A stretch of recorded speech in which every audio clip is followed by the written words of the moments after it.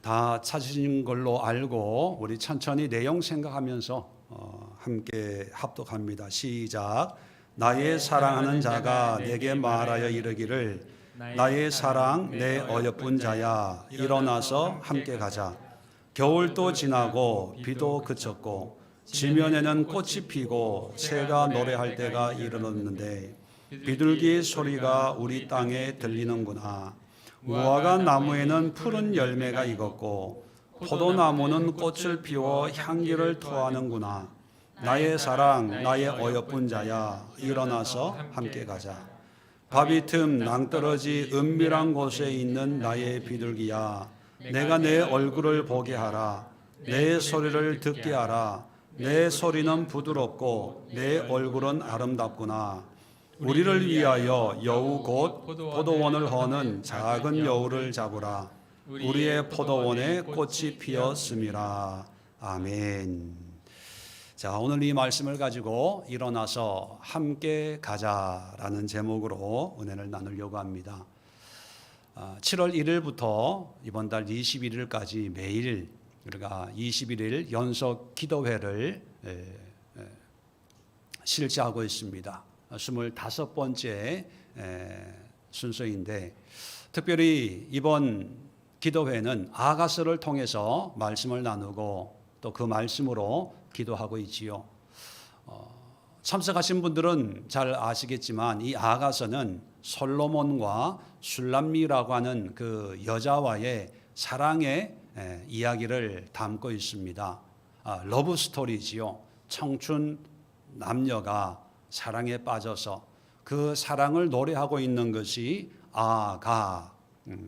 아가라는 그 의미가 아름다운 노래라는 뜻이지만 원어적으로는 노래들 중에 노래, 즉 가장 좋은 노래, 가장 위대한 노래 그런 뜻을 담고 있습니다. 자, 그래서 1장을 우리가 이제 살펴봤는데 1장의 내용은 솔로몬 왕이 이제 휴가를 떠납니다. 저 이스라엘 북쪽에 헬몬산이라고 아주 높은 만년설이 있는 그 헬몬산 밑에 연중 푸르고 물이 많은 거기에 왕궁 목장이 있지요. 그 목장에 평민 복장으로 이제 양떼를 돌보고 있는데 그 마을에 사는 한 아가씨를 보면서 이제 사랑에 빠집니다. 이 아가씨의 이름이 술람미라고 하는 아가씨인데 정말 시골 농사 짓는 포도원 일을 하는 그리고 양떼를 치는 그냥 전형적인 시골 아가씨. 피부는 까무잡잡하고 또 뭐 이렇게 화장품이나 뭐 이런 거를 사용하지 않으니까 뭐 거칠기도 하고 옷 입은 것도 뭐 그렇게 매력적이고 그러지 않습니다. 그런데 사랑에 빠진 거예요. 그래서 이 술람미 여인도 솔로몬이 왕인지를 모르고 젊은 청년이 사랑을 고백하니까 그 사랑을 이제 받아들여서 이제 1장 16절 17절 보면 나의 사랑하는 자야 너는 어여쁘고 화창하다. 우리의 침상은 푸르고 우리의 집은 백향목 들보 잣나무 석가래구나. 이제 우리라는 그런 사랑의 연합 공동체가 이제 만들어졌습니다.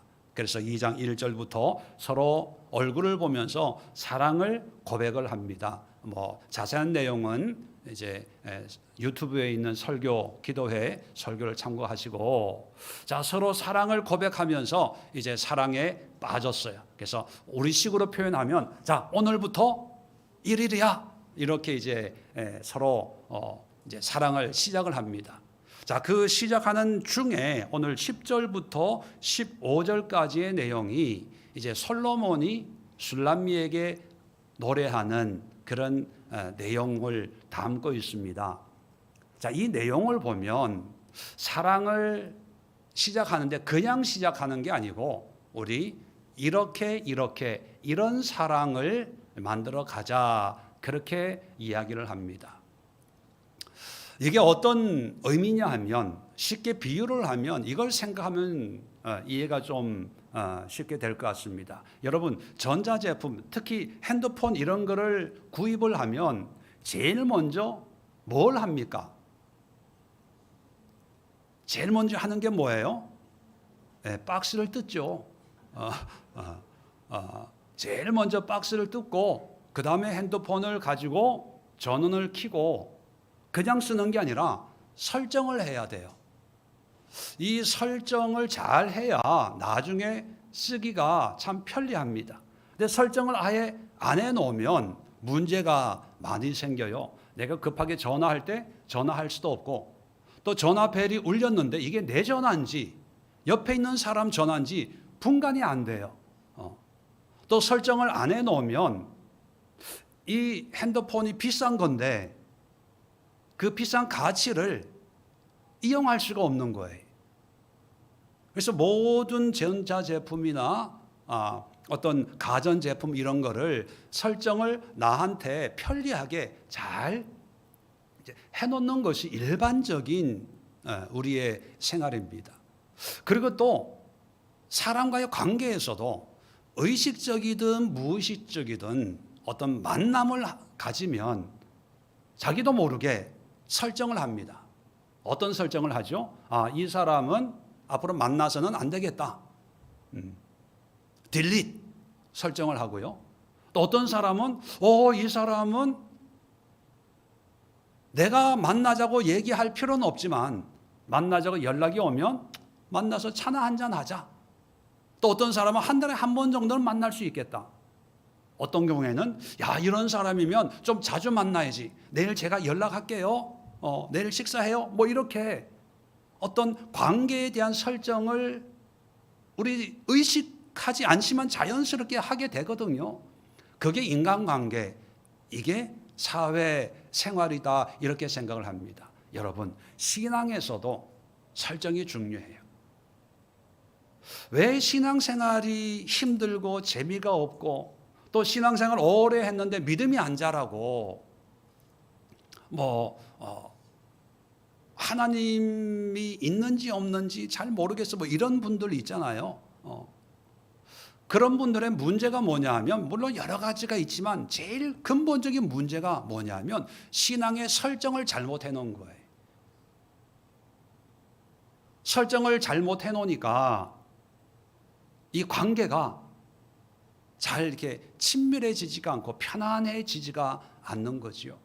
이 솔로몬이 술람미에게 그냥 사랑해 하고 사랑의 감정에 푹 빠져가지고 콩깍지가 씌었으니까 그저 보기만 해도 좋고 손만 잡고 있어도 행복하고 그런 감정적인 것으로만 사랑을 만들어가는 게 아니라 그런 아름다운 사랑을 하는데 우리가 이런 사랑을 하자라고 하면서 세 가지 중요한 설정을 합니다. 자, 세 가지 설정인데 첫 번째 설정은요, 관계의 설정입니다. 자, 10절을 보면 나의 사랑하는 자가 내게 말하여 이르기를 나의 사랑 내 어여쁜 자야 일어나서 함께 가자. 일어나서 함께 가자. 그렇게 얘기하죠. 13절 끝에도 일어나서 함께 가자. 함께 간다는 의미는 뭡니까? 떨어지지 말자는 거예요.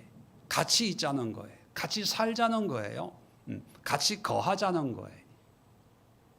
사랑하는 사람이라면 떨어지기 싫어하잖아요. 같이 있고 싶어지잖아요. 근데 사랑하는데 말로는 사랑하는데 한 달에 한 번만 딱 봤으면 좋겠어. 왜 웃으세요? 이게 사랑일까요? 사랑한다고 말은 하는데 6개월에 한 번만 보면 너무 좋을 것 같아. 근데 6개월에 한 번 봐야 되는데 3개월에 전화가 왔어. 만나자고. 근데 마음이 불편해져. 이게 사랑일까요? 아니에요. 사랑하는 사람이면 헤어지기 싫은 거예요. 손을 잡고 커피 마시러 가자, 밥 먹으러 가자, 어디 산으로 가자, 들로 가자 할 때 같이 가고 싶은 거예요. 이게 사랑이거든요. 신앙생활도 관계에 설정을 해야 되는데 하나님을 믿습니다, 사랑한다는 개념을 제가 미국에 있을 때 미국 사람들은요, 사랑이란 말을 참 편하게 사용해요. 아이들 볼 때 사랑해, 사랑해, I love you, 사랑해. 저도 아이들하고 전화 할 때마다 제일 끝에 어떻게 끝나냐 하면 사랑해, 보고 싶어, I miss you, 그런 얘기를 항상 해요. 이 외국 사람들은 너무 하다 보니까 이 사랑이 너무 좀 이렇게 가벼워 보이는 면도 있고 그냥 습관적인 면도 있는데, 그런데 한국 분들은요, 사랑해 하기가 쉽지가 않아요. 돌아가시기 전에 사하고 돌아가시는 분들이 대부분이 아닐까. 굳이 얘기해야 되나 다 알잖아 이런 걸로 퉁치는 그런 게 일반적이거든요. 예, 좋아요. 사랑한다는 말을 하고 안 하고 그게 중요한 게 아니라, 사랑한다면 어떤 사랑의 관계가 뒤따라야 되거든요. 사랑한다면 얼굴을 보고 손을 만지고 또 전화하고 밥도 같이 먹고, 그죠? 마찬가지로 하나님을 사랑한다, 하나님을 믿으라 하면 이제는 좀 믿습니다. 하나님의 계신 걸 믿어요. 천국과 지옥이 있는 걸 믿어요. 믿는 건 잘해요.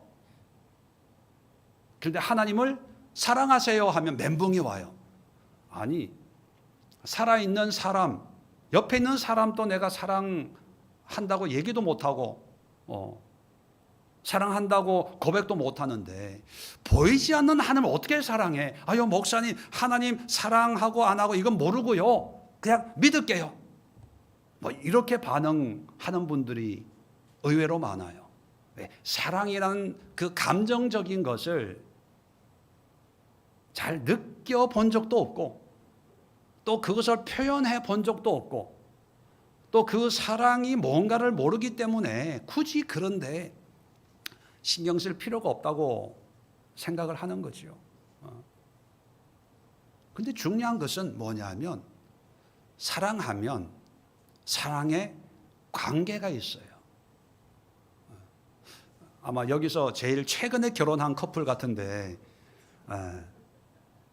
연애할 때 일주일에 몇 번 만났지? 3번. 연애하면요, 매일 만나고 싶어요. 그치?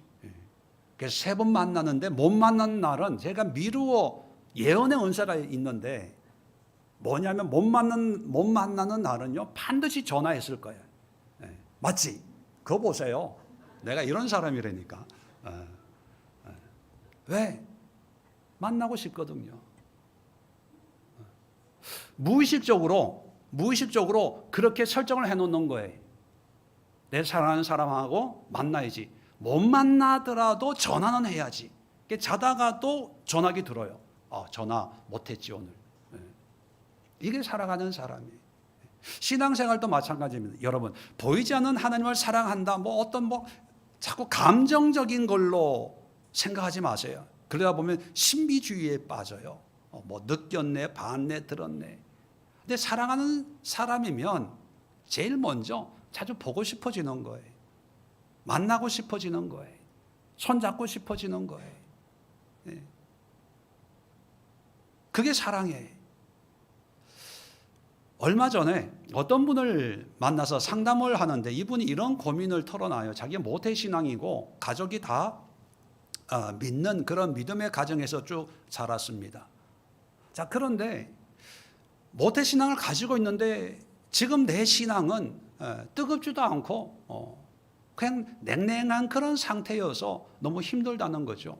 주변 사람들은 한 번도 교회를 떠나본 적이 없으니까 착실한 사람, 믿음 좋은 그런 분이다라고 인정은 하지만, 사실 내 믿음 내가 알잖아요. 그냥 습관적으로 그렇게 살아왔으니까 이렇게 하는 건데, 이제 본인이 답답해지는 거죠. 나도 좀 뭔가 뜨겁고 뭔가 이렇게 열정적인 그런 하나님의 어떤 그런 걸 알고 싶고 경험하고 싶은데 그러지 못하니까 답답하다는 그런 고민을 털어놔요. 그래서 제가 그분에게 이 관계 설정에 대해서 설명을 드렸어요. 어릴 때는 모르니까 엄마의 말에 순종하는 것이 신앙이라고 설정을 해놓는 거예요. 엄마가 교회 가 헌금 주면서 1,000원 주면 500원 까먹고 500원 헌금하고 수련회 가고 여름 성경학교 하고 그게 신앙이라고 생각한 거예요. 그런데 중고등학교 갔을 때는 대학 가면 열심히 하자 그렇게 설정을 해놓는 거예요. 그래서 아무리 교회에서 무슨 행사가 있고 친구가 교회 가자 뭐 하자 해도 아니야 난 학원 가야 돼 학교 가야 돼 시험 준비해야 돼 그렇게 설정해 놓는 거예요. 그 다음에 이제 대학 가고 이제 사회생활 이제 하면서도 어떤 자기 나름대로의 설정을 해 놓는 거죠. 근데 결혼했어요. 이제 10년, 20년 이제 중년의 나이가 됐습니다. 그런데 이제 살아오면서 어떤 설정을 바쁘게 살다 보니까 애 키우고 뭐 하고 직장 생활 하다 보니까 설정을 안 해놓으니까 어떤 때는 교회 가고 싶은 생각이 들어요. 기도하고 싶은 생각이 드는데 또 어떤 때는 또 잊어먹어요. 왜? 환경에 바쁜 일에 끌려다니잖아요. 이것 하고 저것 하고 기도해야지. 그런데 다른 일을 하고 있는 거죠. 말씀 봐야지. TV 드라마 보고 있어요. 교회 가야지. 근데 친구가 전화 와요. 그게 제가 그런 얘기를 하면서 처음부터 하나님을 인격적으로 만나고 하면 참 좋지만 그렇게 신앙생활하는 사람은 과연 몇 명이 되겠습니까?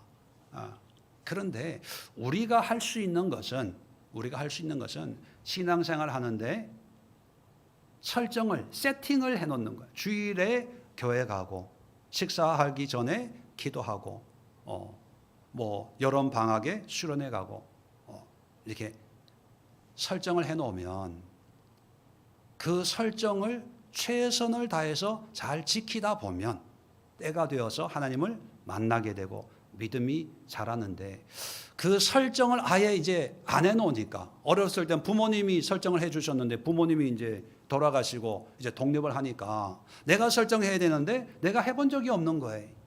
그러니까 설정이 없으니까 끌려다니 시간이 사건, 일, 분주함이 끄는 대로 끌려다니다 보니까 뭔가 항상 선택하고 결정하는 게 피곤한 거예요.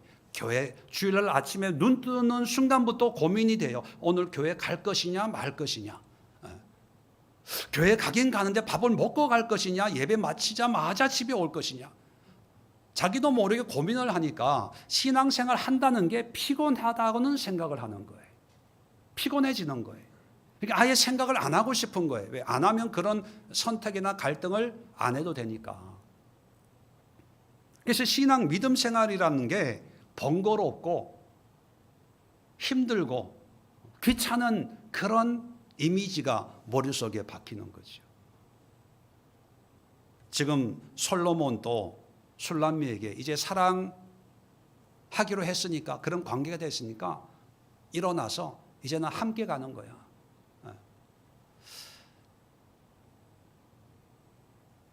제가 사모를 이제 만났을 때 어떤 얘기를 했냐면 나는 목사와 사모가 따로따로 다니는 것보다 나는 항상 함께 다니고 싶다. 신방도 같이 하고 밥 먹는 데도 같이 가고 그러고 싶다 했더니 자기도 좋대요. 그래서 항상 같이 가는 걸로 세팅을 해놨어요. 그래서 어디 가자 그러면 같이 따라 옷 입어요. 왜? 내가 어디 간다 그러면 자기도 당연히 가는 걸로. 그래서 요즘 기도회 때 이제 왔다 갔다가 힘들고 피곤해서 교회에 이제 난 교회 잘 거야. 그랬더니 자기도 잔대. 그래서 침대가 하나 있고 소파가 하나 있거든요.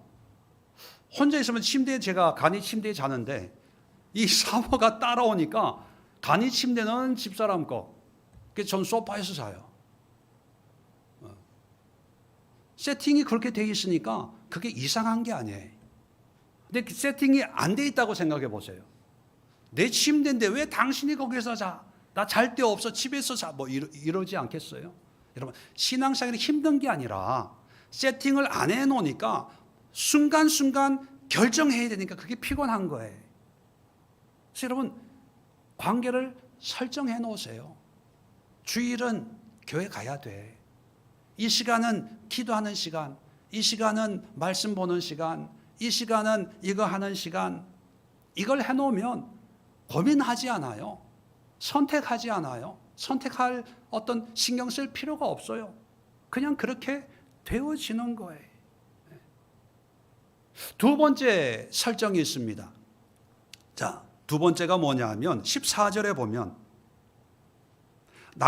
바위 틈 낭떠러지 은밀한 곳에 있는 나의 비둘기야.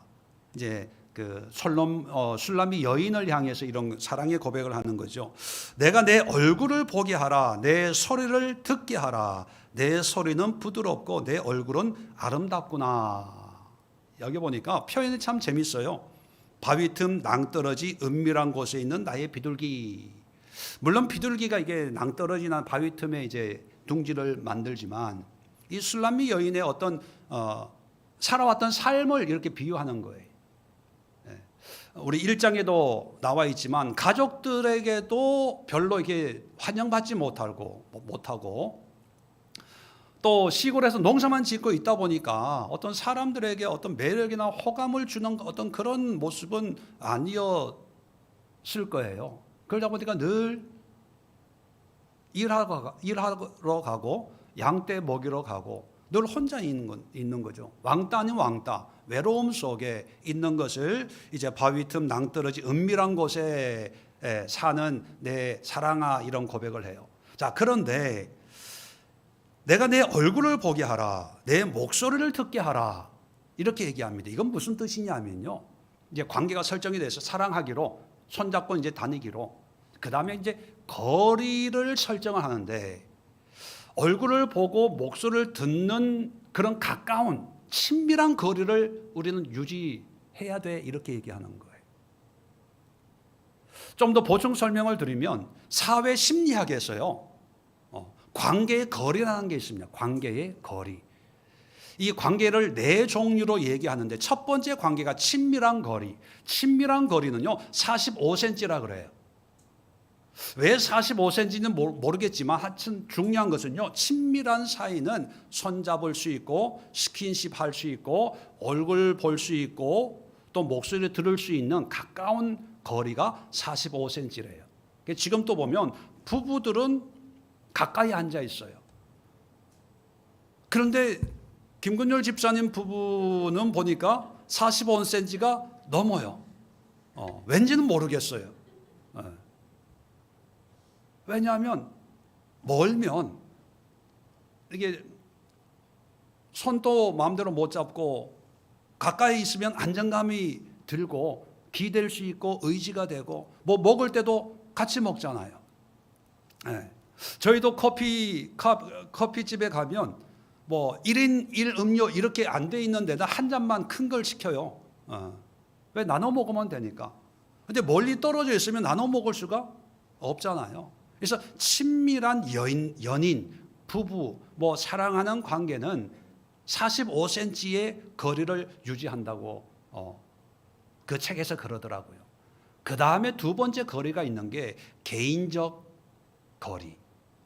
개인이 어떤 개인과 개인의 만남, 우리가 보통 남자끼리 만나면 악수부터 하잖아요. 인사하잖아요. 이 어떤 개인의 만남의 거리가 45cm에서 1m 20cm, 1.2m. 아마 1.2 이렇게 소수점으로 가는 게 뭐냐면 외국 책이기 때문에 뭐 피트나 뭐 이런 걸로 번역을 해서 아마 그런 단위가 나온 것 같은데, 하여튼 그게 중요한 게 아니라 한 1m 정도의 거리를 두어야 이제 편안하게 인사도 하고 안부도 물을 수 있는 어떤 개인적인 거리가 된다는 거죠. 이 개인적인 거리를 유지해야 될 사람이 45cm 안으로 들어오면 부담스러운 거예요. 내가 뒤로 물러서게 돼요. 그 거리를 유지해야 편안한 거예요. 그 다음에 세 번째 거리가 뭐냐면 사회적 거리입니다. 이건 한 1.5m에서 3m 정도 된다 그래요. 사회적 밥 먹고 뭐 회의하고 이런 관계는 1m 있으면 너무 침도 튀고 이래서 너무 부담스러워요. 그래서 저도 이렇게 강대상하고 여러분하고 좀 띄운 게 뭐냐면 제가 설교 때 침 튀니까 우산 쓰고 들을 수는 없잖아요. 이럴 때 이 사회적 거리를 유지하는 게 서로 편한 거예요. 전체도 볼 수 있고 다른 사람의 반응도 볼 수 있고. 근데 이 사회적 거리에 있는 사람이 또 친밀한 거리로 다가오려고 하면 이제 도망가는 거예요. 저 사람이 나한테 무슨 항의하나? 욕하려고 오나? 나를 때리려고 오나? 공격하려고 오나? 이렇게 방어벽이 무의식적으로 이제 만들어지는 거죠. 그래서 사회적 거리는 그 거리를 유지할 때 서로가 편안해진다는 거죠. 마지막으로 공적 거리라는 게 있다고 그래요. 한 3m에서 9m. 이거 그 한계가 별로 의미가 없는 공적인 어떤 모임에서는 멀찍이 떨어져서 이제 듣고 보고, 우리가 선거운동 유세할 때 그 사람 밑에 있는 사람은 다 그 정당에 속한 사람이고 일반 사람들은 좀 떨어져서 이렇게 구경꾼처럼 보잖아요. 그 공적 거리. 그 공적 거리에 있는 사람들은 그게 편안한 거예요. 근데 누가 불러서 앞으로 가까이 오라 그러면 손살에 치잖아요. 아니에요. 나 그냥 지나가는 사람이에요. 자, 심리적으로요. 우리는 알게 모르게 내가 정해놓은 관계에 맞는 거리를 유지하려고 한다는 거예요. 내가 이 사람과 친밀한 관계를 맺고 싶어. 그러면 다가가게 되고, 이 사람하고는 그냥 공적인 업무적으로 그냥 만나는 관계야 하면 그냥 악수만 할 정도. 멀리서 저 사람 여기 있네, 지나가네, 그 정도 확인하는 정도. 이 관계를 따라서 거리가 이제 정해지는데, 지금 솔로몬은 슐람미에게 관계를 설정하고 난 다음에 거리 설정을 합니다. 그 거리가 어떤 거리냐? 내 얼굴을 보게 하라. 내 목소리를 듣게 하라. 그러면 네 가지 관계에서 어떤 관계의 의미일까요? 친밀함, 개인적, 사회적, 공적. 친밀함. 그래야 이게 사랑인 거예요. 자, 이걸 신앙으로 적용을 하면, 자, 하나님 믿기로, 하나님 예배하기로 관계를 이제 정했어요. 그 다음에는 거리를 정해야 돼요. 예수를 믿기로 정했는데 공적인 거리에서 있겠다. 그러면 사랑의 관계일까요? 아니에요. 믿긴 믿는데 한 달에 한 번 교회 출석할 거야. 믿긴 믿는데 부활절 때, 추수감사절 때, 크리스마스 때만 교회 출석할 거야. 이건 사랑의 관계가 아니에요. 가깝지가 않아요.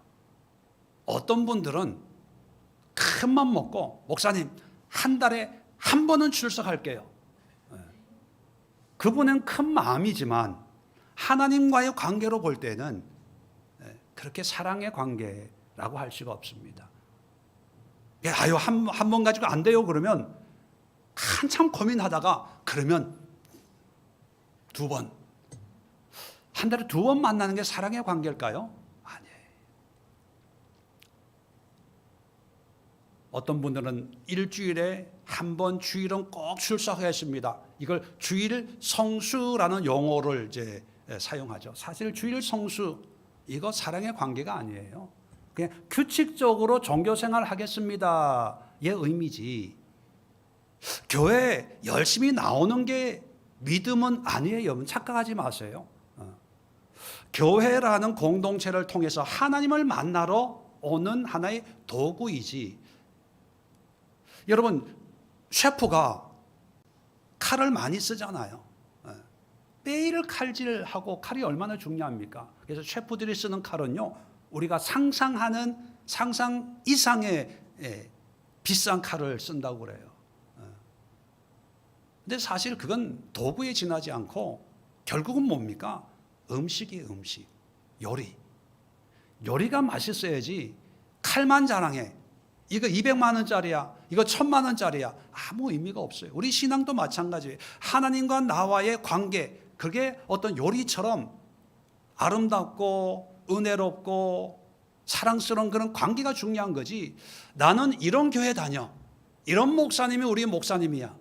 또 이런 뭐 프로그램이 있어. 또 나는 이렇게 열심히 뭘 하고 이거 사실 도움은 되지만 도움은 도구죠. 그걸 통해서 하나님과의 아름다운 관계를 맺는 건 괜찮지만 하나님과의 관계 없이 그것만 자랑한다.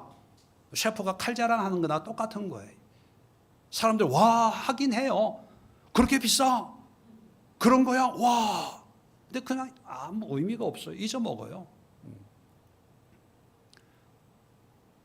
이제 두 번째 설정을 해야 되는데 거리 설정을 하는데 가깝게 친밀한 거리 45cm를 유지해야 돼요. 45cm. 그러면 신앙에서 45cm를 유지한다는 게 어떤 의미냐 하면 교회 근처로 이사오고 교회를 뭐 자주 오고 이게 아니라 하나님과 만나는 시간을 가깝게 친밀하게 만드는 거예요. 그런 친밀한 관계를 만드는 것 가운데 하나가 주일 예배예요.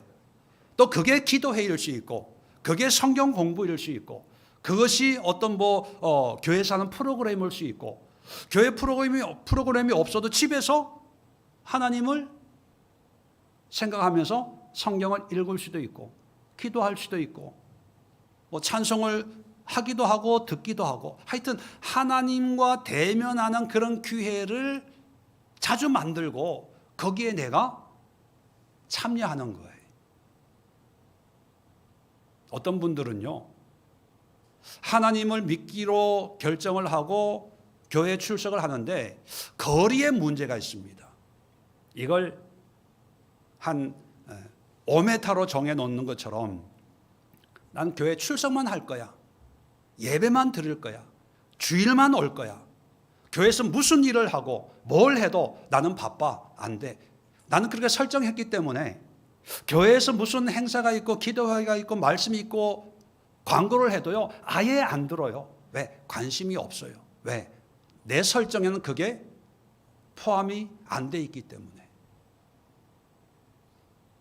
그러다 보니까 믿기는 믿어요. 믿는다고 해요. 근데 그 믿음이 사랑의 관계가 아닌 거예요. 멀리서 바라보는. 그렇게 신앙이 자라지를 않는 거죠. 여러분, 신앙이 자라지 않는다를 다른 말로 표현하면 사랑이 깊어지지 않는다는 의미와 똑같은 거죠.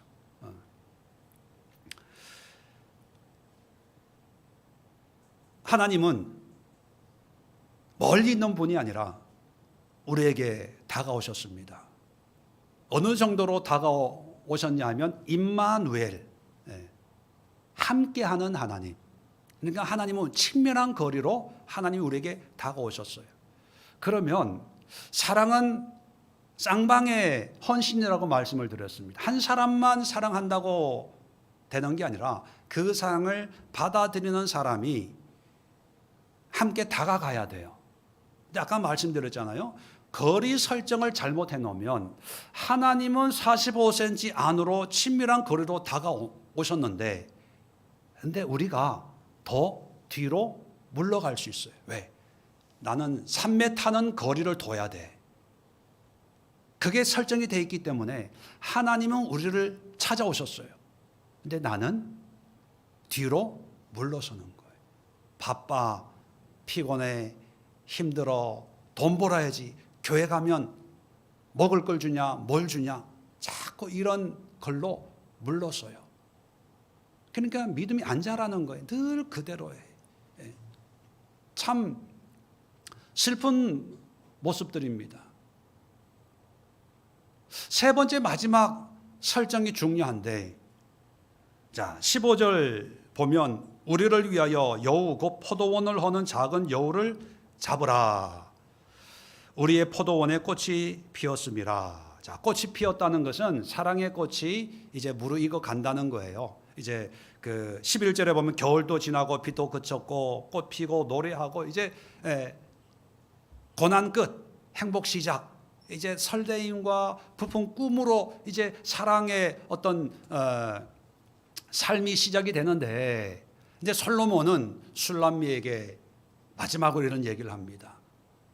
포도원이라고 하는 것은 그런 아름다운 사랑을 갖고 가는 어떤 생활, 삶을 의미한다면 이 포도원을 허는 여우가 있어.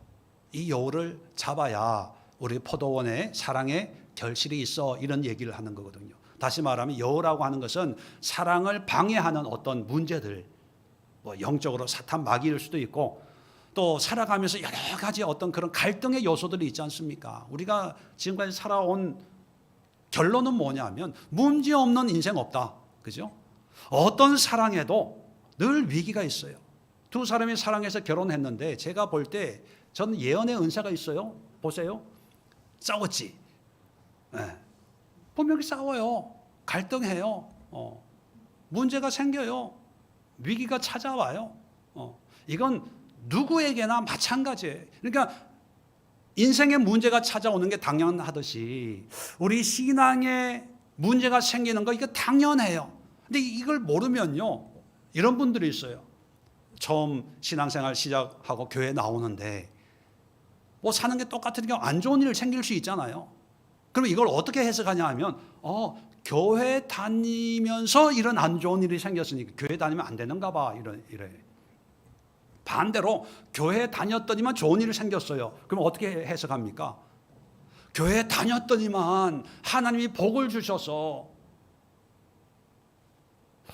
물론 그런 특별한 은혜가 있을 수 있지만 여러분, 사실 교회 다니고 안 다니고에 상관없이 우리 인생은 좋은 일이 있고 안 좋은 일이 있어요. 그건 누구에게나, 불교인들이나 천주교인들이나 뭐 아프리카에 사는 사람들 다 똑같은 거예요. 문제는 뭐냐 하면 그런 좋은 일, 안 좋은 일 생겼다 안 생겼다 이게 아니라 위기가 찾아왔을 때, 문제가 생겼을 때 이것을 어떻게 해석하고 풀어가냐, 이게 문제입니다. 이게 문제예요. 그 문제가 바로 작은 여우를 잡아라, 이렇게 표현을 하는 거예요. 작은 여우. 근데 참 재미있는 게요, 성경을 자세히 보시면 15절에 우리를 위하여 여우, 곧 포도원을 허는 작은 여우를 잡아라, 이렇게 표현합니다. 그냥 여우를 잡아라 하지 않고 작은 여우예요. 이 여우를 잡는, 다시 말하면 문제가 생겼을 때 해결하는 방법에 대해서는 내일 말씀드릴 거예요. 내일 월요일 기대하시라. 구체적으로 이 문제들을 어떻게 해결할지는 내일 저녁에 밤에 말씀을 드리고요. 오늘은 이 작은 문제를 우리가 어떻게 해석하고 바라볼 것이냐, 세 가지 관점에서 제가 말씀을 드리고 마치려고 합니다. 자, 여우인데 여우를 잡아라 하지 않고 작은 여우를 잡아라 하는 그 의미는요. 자, 첫 번째, 작은 여우다는 의미는요, 보이지 않는다는 거예요. 잘 눈에 띄지 않는다는 거예요. 그런데 보이지 않는다고 없는 게 아니라는 거예요. 보이지 않는다고 없는 게 아니다, 있다는 거예요. 여러분, 이게 시골에 살다 보니까 이제 텃밭을 하게 되는데, 저희 집에 오시는 분들은 아시겠지만 저희 집 가는 그 동네마다 밭이 있는데, 밭에 보면 어느 집 예외 없이 그물로 이렇게 줄을 쳐놨어요. 담장 이렇게 쳐놓거든요. 저희도 고추 심고 가지 심고 오이 심고 했는데 거기에 이렇게 파란 망으로 이제 울타리를 둘러놨어요. 왜 그렇게 해놨는지 아세요? 네? 도둑 들지 말라고 해놨을까요? 그걸 해놓는 이유는요, 다른 게 없어요. 고라니가 와서 그 잎사귀 따먹지 말라고. 이게 자라야 되는데 그 위를 속 따먹어버리면 생장점이 끊어져서 자라지를 못해요. 그래서 고라니 오지 말라고 울타리 쳐놨어요. 근데 지금까지요, 제가 고라니 한 번도 본 적이 없어요. 그런데도 쳐놨어요. 보이지 않는다고 없나요? 있어요. 여러분, 우리 신앙의 문제, 신앙의 위기, 삶의 어떤 그런 어려움들이 분명히 있어요. 근데 어떤 분들은요, 있는데도 괜찮아, 난 좋아, 너무 행복해, 룰루랄라, 괜찮아. 없는 줄 알아요. 왜? 내 눈에 안 보이니까. 큰 여우 같으면 보일 수 있어요. 그죠? 근데 새끼 여우가 그렇게 쉽게 보이겠어요? 안 보인다고, 없다고 착각을 해요. 근데 있다는 거예요.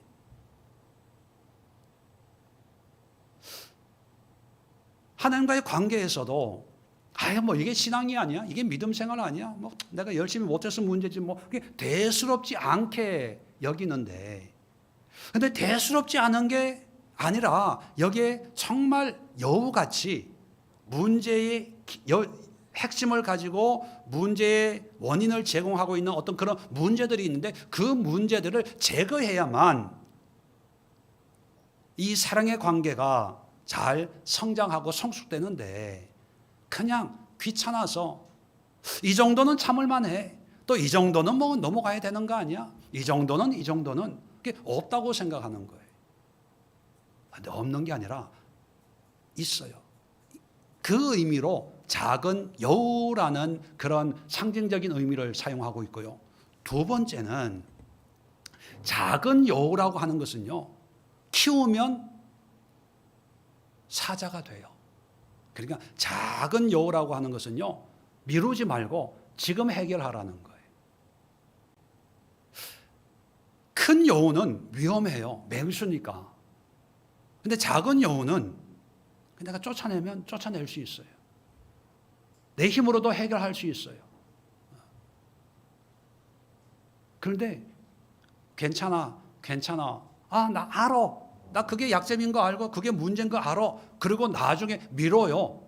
근데 이 문제라는 것이 작은 여우가 자라는 것처럼 문제가 문제를 낳고 문제가 문제를 낳아서 나중에 큰 문제로 이제 커지면 이제 감당할 수가 없는 거죠. 처음 신앙생활 할 때 초신자니까 괜찮아 그러죠. 근데 그런 괜찮다고 여겼던 것이 이제 10년이 지나고 20년이 지나면 이제 그게 나의 익숙함이 되어서 누가 뭐라 그러면 왜 당신이 나한테 이래라 저래라 그러냐, 그런 얘기합니다. 그리고 내가 익숙했던 것이 정상이기 때문에 제가 누군가가 얘기하면 그게 비정상처럼 여겨져요. 기도에 대해서 요즘 기도하면서 이렇게 기도해야 됩니다. 이렇게 기도해야 됩니다. 우리 기독교에서 하는 기도는 다른 종교에서 하는 기도와는 다릅니다. 그런 얘기를 하잖아요. 다들 반응이 뭐냐 하면 목사님 그래서 기도하기가 힘들어요. 왜 힘드냐 하면 이런 기도를 안 했다는 거예요. 신앙생활 초기부터 그냥 주세요 누르고 흔들고 넘치도록 부어주세요, 여기에 익숙했는데 그냥 그걸 그대로 가지고 온 거예요. 그럼 바뀌어야 됩니까? 아니면 그런 설교를 계속 들으면서 그것을 더 확고하게 하는 게 좋을까요? 바뀌어야 되잖아요. 근데 바꾸기 쉽지가 않아요. 왜? 얼굴 표정에 보여요. 멍하게 기도합시다 하면 멍하게 뭘 기도해야 될지. 그리고 앉았다가 그냥 일어나서 집에 가요.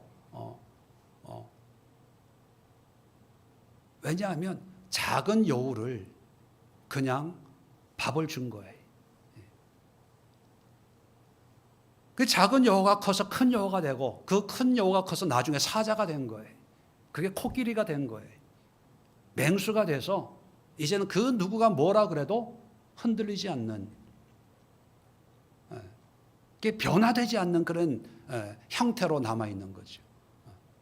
그리고 세 번째 작은 여우의 이미지는 뭐냐 하면 해결하기가 생각보다 쉽다는 거예요. 여러분, 작은 여우가 있다고 상상을 해보세요. 작은 여우를 봤을 때 깜짝 놀라죠.